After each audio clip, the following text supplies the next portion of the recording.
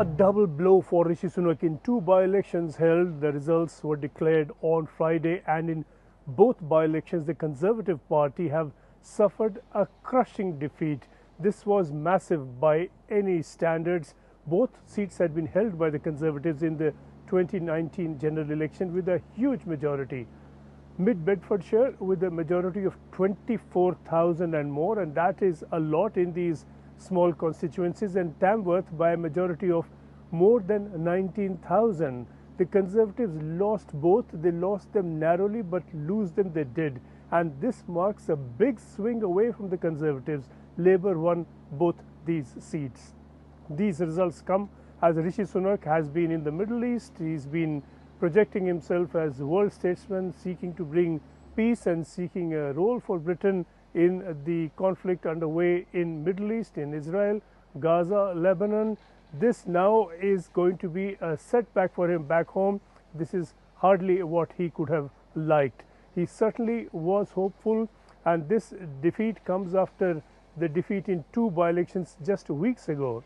In that earlier round, three by-elections were held. The Conservatives won one of them very narrowly, and that was on the back of a local issue where a Labour decision by the Labour Mayor of London to restrict use of old cars within areas of London became locally very unpopular. That was the constituency of former Prime Minister Boris Johnson. There the Conservatives won narrowly, not because of any support for Boris Johnson, the MP who had vacated that seat, but because of that particular local issue on cars. Following that, Rishi Sunak introduced a number of national policies that were pro-car and in fact anti the earlier green policy introduced by his own government. It was his hope that that was a move that would make the party popular nationally. These election results showed that not to be the case. This now is a setback which is in a way not unusual. It is not uncommon for a ruling party to lose local by-elections. That often happens. The general election is way off until the middle of 2024. A lot can change between now and then, but so far as these results go, not quite the result the Conservatives would have liked. The party has blamed the low turnout for these results. The party leaders say that Conservative supporters stayed at home and did not vote rather than go out and vote for Labour, but that really made no difference to the result. The fact is that Labour won. Labour has been claiming that this is now going to be the forerunner for a victory in the elections next year. They point to the results back in the late 90s when the Conservative government was thrown out in 1997.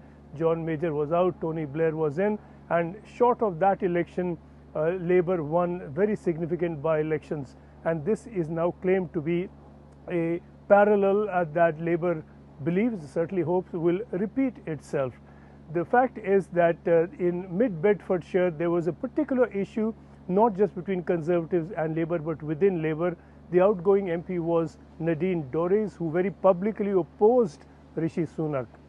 So this was an instance of an open revolt against Rishi Sunak from a very senior member of his own party, the outgoing MP, and this clearly shows there are rumblings within the Conservative Party against Rishi Sunak that can be very effective, not just opposition from Labour.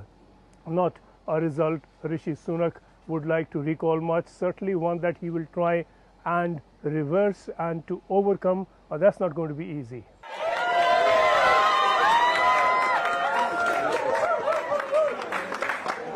It is clear that the voters here have turned their back on a failed Tory government. They've had enough of the decline of the last 13 years, and they are crying out for change, positive change that the Labour Party can bring them. Well, these are huge victories. Either of these results would have been extraordinary. Both together they are historic. These are seats that we've never won before, or rarely won before. More significant, I think, is that there were Tory voters here. We've had 20% swings to the Labour Party, a changed Labour Party. Now, we're humble in this. We know that last night Not only Labour voters voted for us, but former Tory voters voted for us because they see that their own party is drifting away.